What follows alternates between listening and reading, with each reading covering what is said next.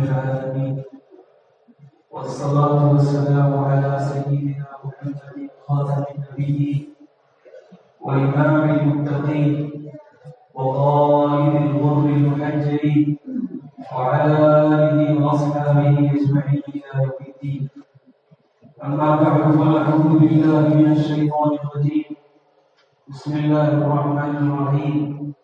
الذين يتبعون الرسول النبي الأمي الذي يجدونه مكتوبا عندهم في التوراة والإنجيل يأمرهم بالمعروف وينهاهم عن المنكر ويحل لهم الطيبات ويحرم عليهم الخبائث ويضع عنهم إصرهم والأغلال التي كانت عليهم. وقال رسول الله صلى الله عليه وسلم: من أعتق رقبة مسلمة أعتقه الله بكل عظم منه حظا من النار، أو كما قال عليه الصلاة والسلام. رواه البخاري. عزیزان گرامی قدر، اللہ تعالیٰ نے انسان کو جہاں بے شمار نعمتوں سے نوازا، سر کے بال سے لے کر پاؤں کے ناخن تک، صبح سے لے کر شام تک اور پیدائش سے لے کر مرنے تک بندہ اللہ کی نعمتوں سے گھرا ہوا ہے۔ انہی نعمتوں میں سے عظیم نعمت آزادی کی نعمت ہے۔ اللہ تعالیٰ نے انسان کو آزاد رکھا، مجبور نہیں بنایا۔ اس لیے انسان کو کوئی خرید نہیں سکتا، بیچ نہیں سکتا، فروخت نہیں کر سکتا۔ انسان کے لیے یہ بات جائز نہیں کہ وہ اپنے جسم کے باڈی کے کسی پارٹ کو بیچ دے، وہ اپنے خون کو بیچ دے، اس کی اجازت نہیں۔ شریعت کہتی ہے کہ اگر کسی کی جان پر بن گئی، کوئی بالکل آخری درجے کا مریض ہے، تو اس کو مفت خون دیا جا سکتا ہے، اپنا بلڈ ڈونیٹ کر سکتا ہے ایک بالکل آخری درجے کے مریض کو، جبکہ اس کی جان کا خطرہ ہو، لیکن بغیر عوض کے اس کا پیسہ لینا چاہے۔ تو اللہ نے انسان کو آزاد بنایا، حتیٰ کہ شریعت کے امور ہے نا، ان میں بھی آزاد بنایا۔ کوئی آدمی یہ نہیں بتا سکتا کہ قرآن میں کوئی آیت ایسی ہو جو مجبور کر رہی ہو انسان کو شریعت پر چلنے۔ اللہ تعالیٰ نے ارشاد فرمایا: ہدیناہ النجدین، ہم نے دونوں راستے دکھا دیے، بھلائی کے بھی برائی کے بھی، خیر کے بھی اور شر کے بھی۔ اب تمہاری مرضی ہے، جس راستے پر چاہو چلو۔ بس جو بھلائی کے راستے پر چلے گا فلاح و بہبود اور کامیابی اس کے مقدر ہوگی، اور جو برائی کے راستے پر چلے گا ناکامی اور نااولادی اس کے نصیب میں۔ اللہ نے آزاد رکھا انسان کو، یہ بھی بہت بڑی نعمت ہے۔ حتیٰ کہ شیطان جو ہمارا سب سے بڑا دشمن ہے، جس کو اللہ تعالیٰ نے بہت سارے اختیارات دیے، اللہ نے اس سے بھی ہم کو آزاد رکھا۔ وہ ہمیں مجبور نہیں کر سکتا۔ شیطان صرف اتنا کر سکتا ہے کہ ہمارے ذہن و دماغ میں، دل میں برا خیال ڈال دے، برا وسوسہ ڈال دے، لیکن برا کام کرنے پر ہمیں مجبور نہیں کر سکتا۔ ہم جب بھی کریں گے، جو کام بھی کریں گے، وہ اپنے اختیار سے ہی کریں گے، مجبور نہیں کر سکتا۔ آزادی اللہ کی بڑی نعمت ہے۔ اسلام کی دنیا میں آنے سے پہلے زمانہ جاہلیت میں لوگوں کو بڑھانے سے، تاوان کے طور پر کسی کو کسی سے دشمنی نکالنے کے لیے، کسی سے معاملات کا بدلہ لینے کے لیے ذرا سی بات پر لوگوں کو غلام بنا لیا جاتا تھا، ان کو بیچ دیا جاتا تھا، ان سے منافع حاصل کیے جاتے تھے۔ کیا آپ نہیں جانتے حضرت سلمان فارسی رضی اللہ عنہ ایک جلیل القدر صحابی، ان کو غلام بنا لیا گیا تھا، حالانکہ ایک باوقار اور آزاد شخص تھے۔ ایسا زمانہ جاہلیت تھا جہاں انسان کی قدر و قیمت گر چکی تھی۔ انسان کو جو چاہے، جب چاہے، جہاں چاہے خرید دیا کرتا تھا، بیچ دیا کرتا تھا اور فروخت کر دیا کرتا تھا۔ جب اسلام دنیا میں آیا نبی پاک صلی اللہ علیہ وسلم پر قرآن پاک کی مبارک آیتیں نازل ہونا شروع ہوئی تو اللہ تعالیٰ نے خوشخبری سنائی وَيَضَعُ عَنْهُمْ إِصْرَهُمْ وَالْأَغْلَالَ الَّتِي كَانَتْ عَلَيْهِمْ اے انسانوں قیامت تک آنے والی نسلوں تمہارے درمیان ایک ایسی شریعت آ گئی ہے ایسا نبی مبعوث بنا کر بھیجا گیا ہے کہ جو غلاموں سے غلامی کا خوف نکالے گا غلامیت کا بوجھ ان کے کندھوں سے اتار دے گا ہم ایسی شریعت دے کر تمہیں بھیجیں تمہارے پاس بھیجیں چنانچہ اسلام میں کسی بھی آزاد شخص کو غلام بنانا جائز نہیں سوائے جنگی حالات میں غلام بنانے کی اجازت ہے لیکن اسلام نے جو جنگی حالات میں غلام بنانے کی اجازت دی اس میں بھی کوئی ظلم نہیں کیا بلکہ جب سامنے والا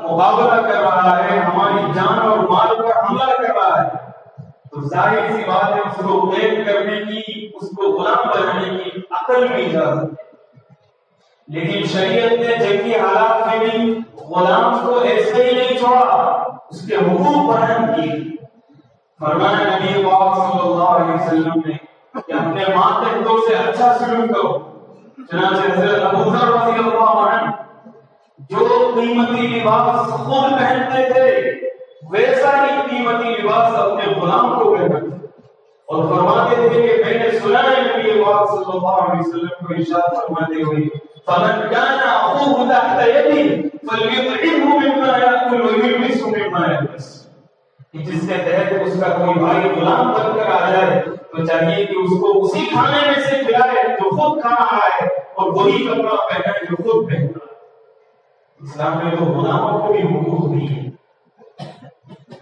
حضرت عمر رضی اللہ عنہ کے زمانے میں غسان کے علاقے کا ایک امیر جس کا نام جبلہ الایب تھا وہ نیا مسلمان ہوا کعبے کا طواف کرتے ہوئے بنو فزارہ کے ایک شخص نے اس کے کپڑوں کو رون دیا یہ تو اپنی امیری کے نشے میں ڈوب تھا اس نے اس بنو فزارہ کے شخص کو کمزور سمجھ کر اس کو ایک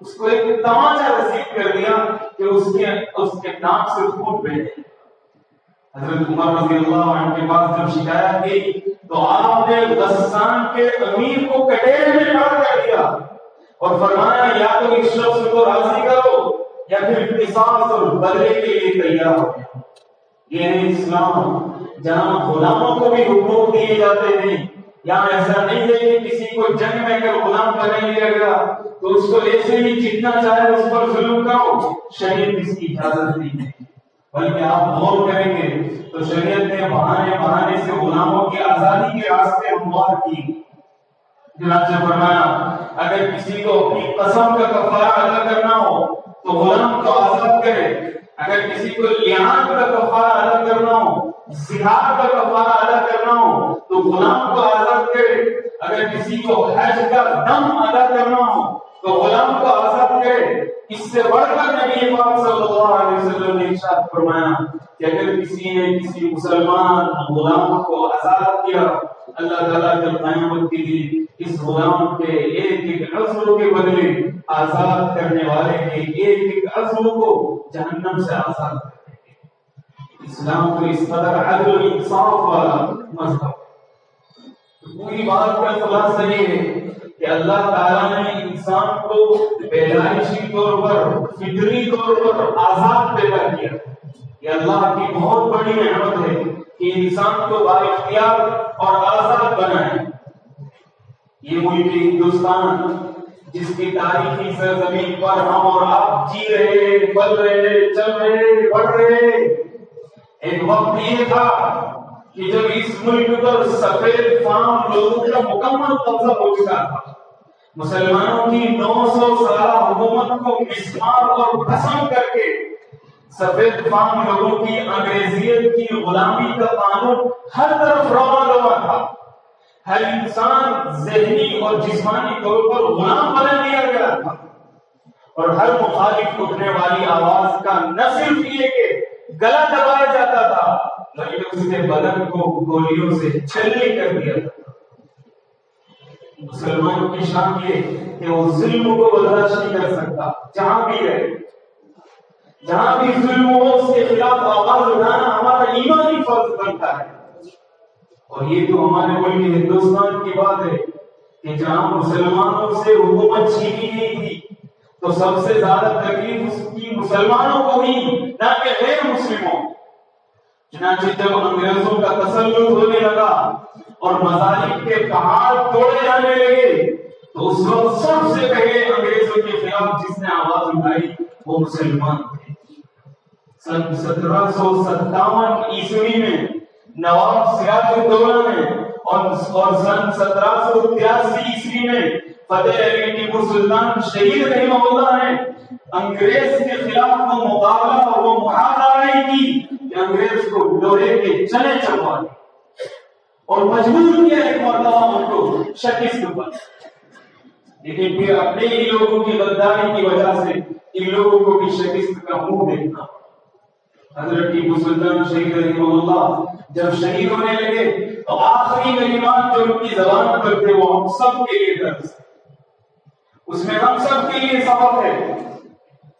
فرمایا کہ شیر کی ایک دن کی زندگی گیدڑ کی 100 سالہ زندگی سے بہتر ہے۔ آدمی شیر بن کر زندگی گزارے، آزاد رہ کر زندگی گزارے، غلامیت کے 100 سال زندہ رہنے سے 1000 درجہ ہے۔ مسلمان کبھی بھی کسی کی غلامیت کو قبول نہیں کر سکتا، صرف اور صرف اللہ اور اس کے رسول کی غلامی کا تو ہمارے گلوں میں پڑا ہوا ہے، اس کے سوا ہم کسی کی غلامی کو قبول نہیں کر سکتے۔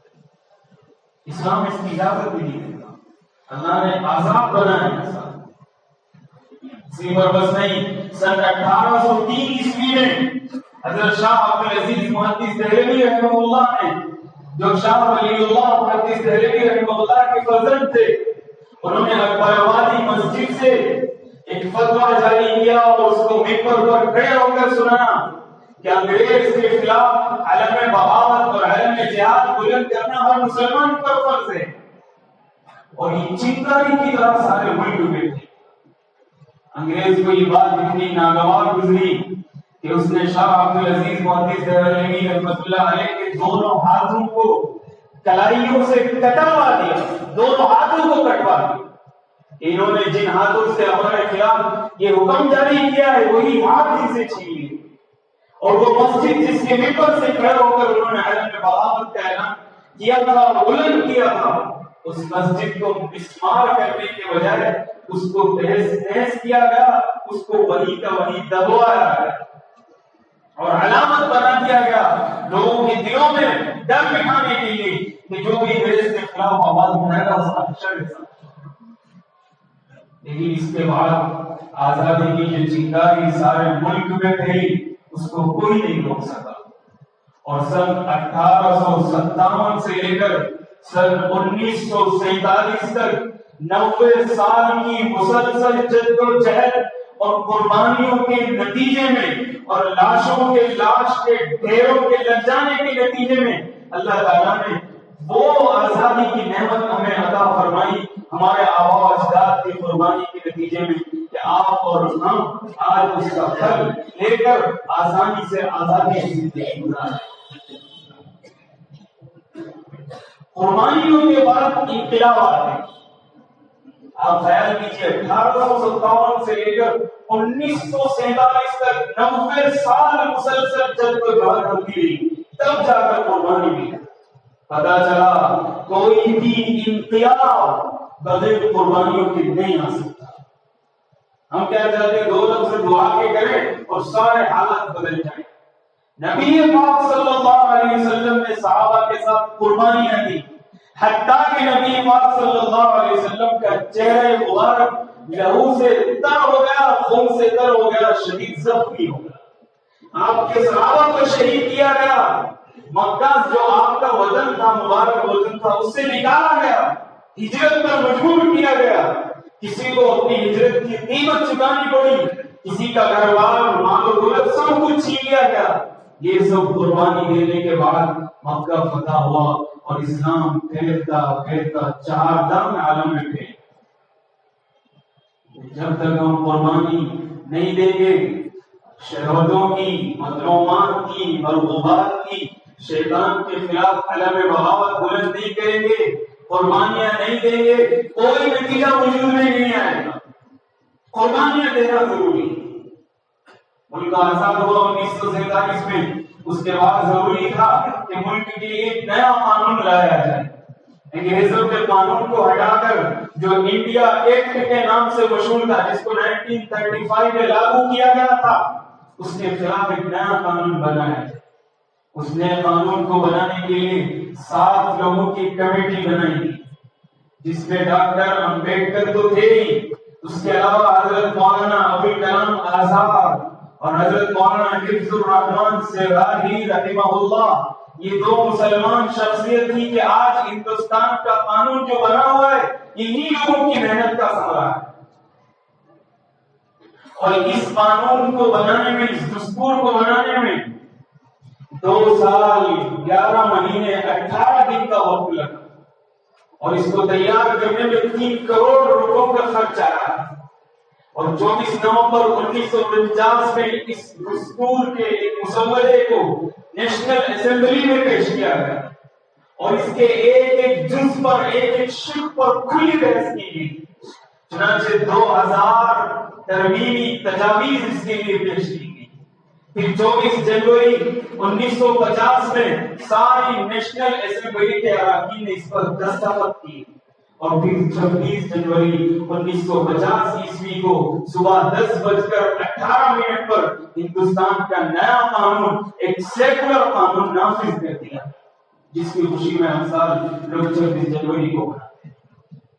اس قانون کی روح سے ہر ہندوستانی کو اجازت ہے کہ وہ اپنے مذہب کے مطابق آزادانہ طور پر زندگی گزارے۔ قانون ہمیں اس کی اجازت دیتا ہے۔ یہ جو جمہوریت ہے نا، جمہوریت اس کو انگریزی میں ڈیموکریسی کہتے ہیں، اور ڈیموکریسی انگلش لینگویج کا لفظ نہیں، یہ یونانی زبان کا لفظ ہے۔ یہ 2 جملوں سے مل کر بنا ہے۔ ڈیمو کے معنی آتے ہیں عوام، اور کریسی کے معنی آتے ہیں حاکمیت۔ تو ڈیموکریسی کا مطلب ہوا عوام کی حکومت۔ عوام جس کو چاہے گی حاکم بنے گی، اور جس کو چاہے گی حاکم بننے سے روک دی۔ جمہوریت کے 4 ستون ہیں: الیکشن، طرز حکمرانی، عدالتیں اور میڈیا۔ یہ 4 ستون ہیں جمہوریت کے، کہ سب سے پہلے انتخابات، الیکشن صاف ستھرے ہونے چاہیے۔ آپ اور ہم جانتے ہیں کہ آج کے زمانے میں الیکشن کتنے صاف ستھرے ہوتے ہیں۔ اور دوسری چیز ہے طرز حکمرانی، کہ جس کو عوام نے منتخب کیا ہے، وہ آدمی، وہ شخص چاہیے کہ قانون کے مطابق حکمرانی کرے۔ آپ اور ہم جانتے ہیں کہ آج کے دور میں جو سب سے بڑا مجرم ہوتا ہے قانون کا، اس کو سب سے بڑا عہدہ دے دیا جاتا ہے۔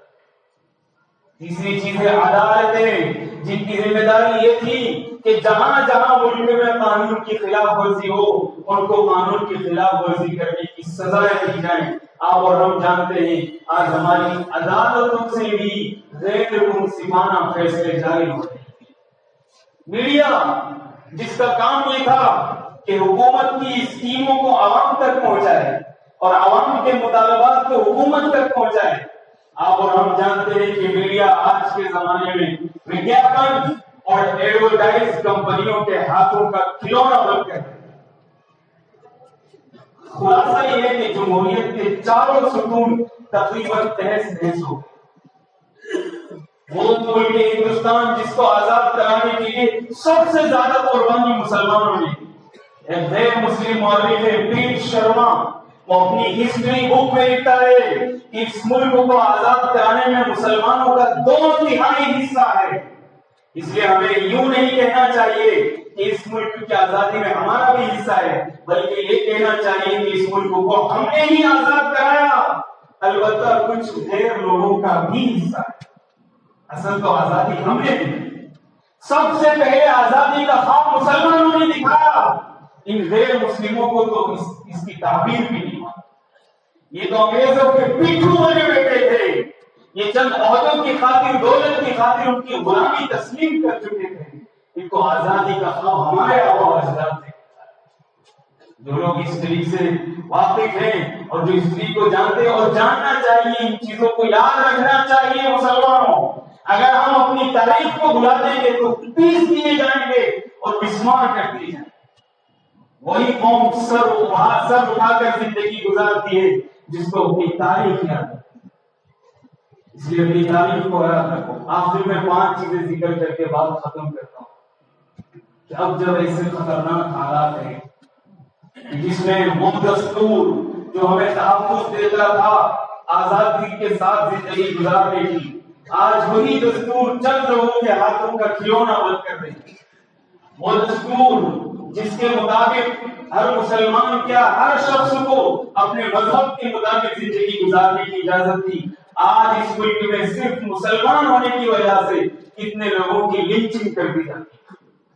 تو آخر ایسے خطرناک ترین حالات میں ہمیں کیا کرنا چاہیے؟ تو 5 چیزیں ایسی ہیں، 5 امور ایسے ہیں کہ اگر ہم ان پر توجہ دے دیں گے تو یہ سخت حالات بھی ہمارے لیے آسان بن جائیں گے اور ساری مشکلات ہٹتی چلی جائیں گی. سب سے پہلی چیز ہے اللہ کو راضی کرو. سب سے پہلی چیز ہے اپنا تعلق اپنے رب سے مضبوط کرو. ہم نے گناہ کر کر کے، نافرمانیاں کر کر کے اپنے رب کو ناراض کر لیا ہے.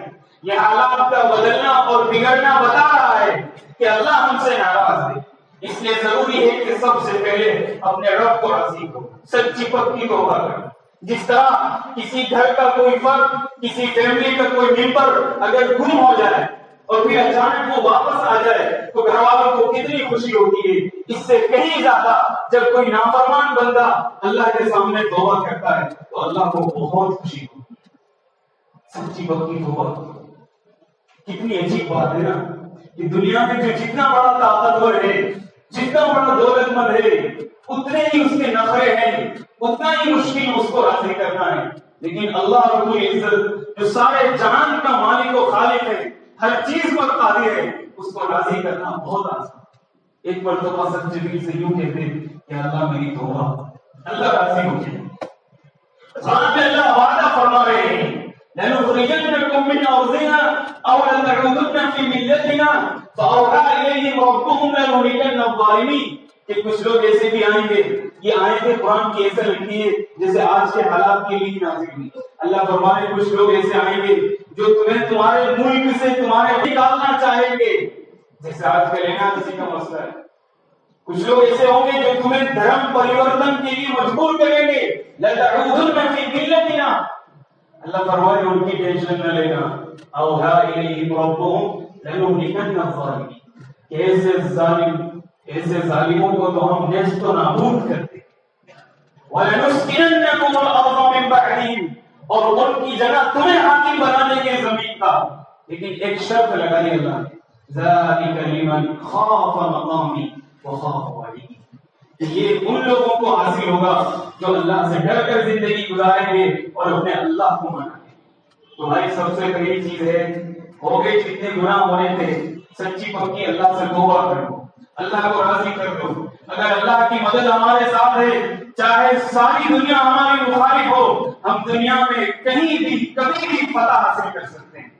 اور اگر اللہ ہم سے ناراض ہے اور چاہے ساری دنیا کی طاقتیں ہمارے پاس ہوں تو ہم کہیں بھی کبھی بھی فتح حاصل نہیں کر سکتے.